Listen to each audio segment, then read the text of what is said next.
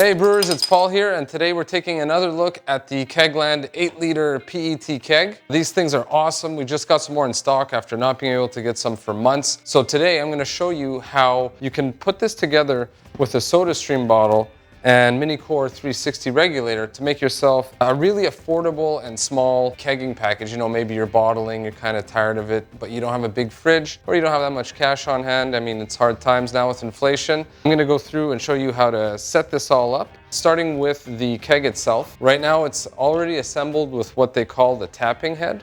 So this will give you a liquid out. As you can see here, there's a tube with a filter on it, as well as a gas in and a pressure relief valve. So I'm going to take this apart real quick and show you how to put it together.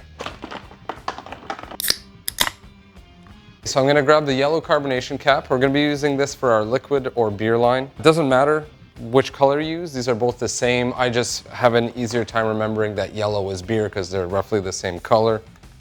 So we'll go ahead and screw that in there. And then this does take a little bit of finagling, but you're going to want to put that elbow on the barb. Want to make sure it's on there nice and tight. That looks good. Next, I'll take the CO2 side and just screw that in there. I'll make sure they're tight. If your pressure relief valve isn't put together yet, it's simple. They just screw in together like this. Same thing. Make sure everything's tight on there, and then we'll screw that into the middle one. When you take this out of the box for the first time, it's not going to be nice and kind of straight like this. It's going to be coiled and really, really long. So you're going to want to take it out and put it into some like warm, hot water, stretch it out, wait, 30 seconds, and it should get pretty straight like the one I have here. It's also way too long. So you're going to want to put this, roughly like this, and then cut it down to size, because out of the box it's like this, this long. You don't want that. You want to cut it at like an angle here. I don't know if you can see that. And we'll put that inside the elbow. If you're having trouble putting that in, just, put some water on it or some Star San. Put that one in pretty good. Same thing for the filter. You're going to want to cut it at an angle. That way, if it hits the bottom, if it was flat, it might clog. This way, that won't happen. Push that all the way through. And there you have it. Very simple setup.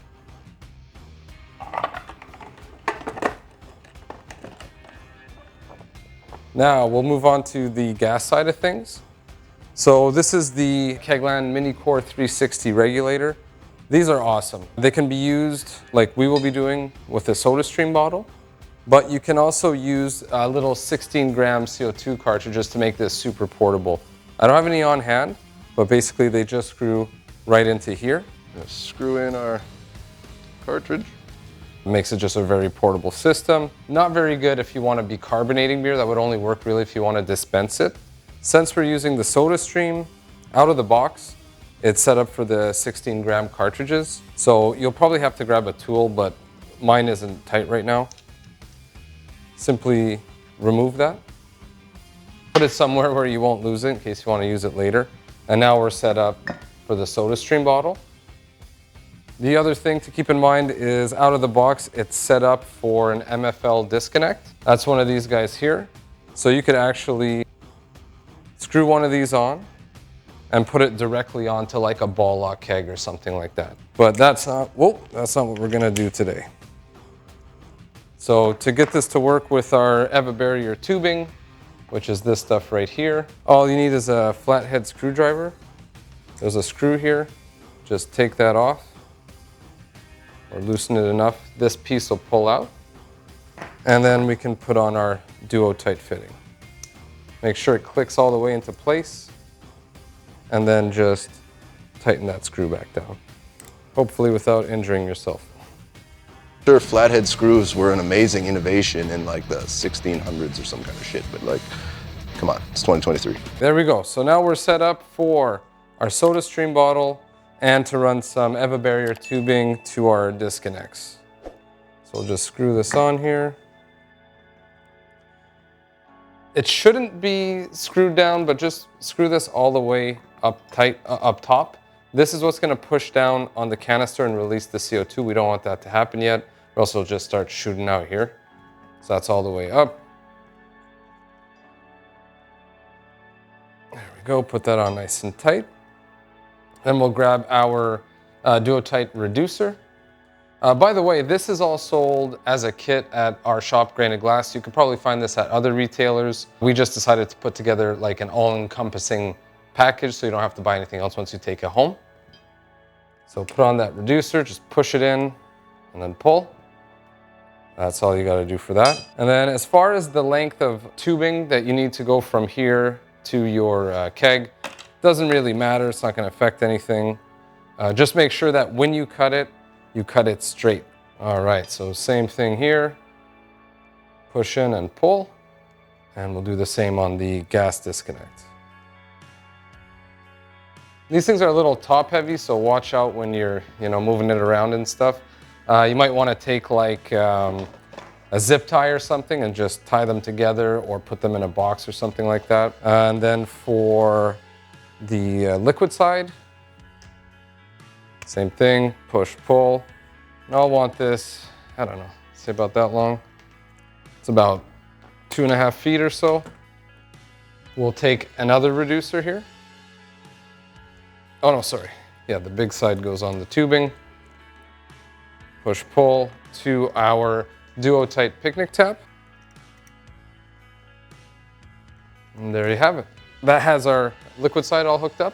If you wanted to go to something fancier, like a shank, let's say you wanted to have a beer faucet on the outside of your fridge, that is possible with this. They sell, I forget what the part is called, but it'll screw onto the back of your shank and then just simply give you one of these Duo-Tight ports so you can use that tubing with it. All right, so let's get everything hooked up and just pour ourselves a sample. So my gas is going on the orange because my yellow has the dip tube that goes to the bottom. We'll get our picnic tack hooked up over here. There we go. Everything's nice and secured. Screw this down. I'll also make sure that my regulator is set to the minimum pressure by turning it all the way to the left. And it does indicate plus and minus on the back of this knob that you can't see right now. Okay, and I'll just start turning it clockwise here slowly. There, we can already hear the gas going in. And that's pretty much it. I just put some water in here for demonstration, but there you go. Just imagine this is nice, tasty beer going into this cup here. I should get my buddy to make like something out of wood to hold these together, because like this thing, you look at it wrong and it's falling. At the shop, I taped them together on the shelf. One thing I forgot to mention is that you can run multiple of these kegs off one CO2 tank and regulator. All you need is a Duo-Tight T, and then another gas disconnect, and then of course another picnic tap like this. The kegs with the tapping head are cheap, they're like $30 Canadian. This whole setup here, we retail for $150 Canadian. Like I said, you should be able to find it in the States or wherever else you are as well. So that's just handy. You could have 2 or 3 kegs coming off of one CO2 tank. And this is cheap. I think these are around $5, you know, $6, a couple dollars for the tubing. So not too expensive once you have the package. So what are some other uses for this thing? Well, here's a couple that I came up with. Let's say you have a keg of beer. There's, 5-6 liters left. You want to put something you just kegged in that's full. You could easily just do a closed transfer from your ball lock keg, right into here. You just need a jumper between the two, put some pressure on the keg that you're trying to get the beer out of, put it into here. It'll stay fresh in this keg for about 6 months, which is much better than other brands of PET kegs. So that's pretty neat. Another thing is if you want to make, let's say, kombucha, you don't need 19-liter keg of kombucha or whatever, or you don't want to, invest in a kegerator system. $150. You could start doing 8-liter batches of kombucha, no problem. Or let's say you have a social event, you had terrible planning, you kegged your beer like the day before that you're supposed to serve it. This is not good. These guys are rated up to 58 PSI. So you could put your beer in here, get it nice and cold, hook it up at 30, 40 PSI, and since it's so light, you could just shake the crap out of it. I don't really advise doing that, but if you're in a pinch, it will work. and since they're nice and light, it's easy. A lot easier than trying to get a 19-liter keg cold and, you know, rocking it back and forth and all that sort of stuff. Just be careful if you do that not to overcarbonate your beer. So many people overcarbonate their beer when they do that, so just keep that in mind. Another really nice feature is, let's say you're in an apartment or you have a small fridge, you can't dedicate space for another fridge just for beer.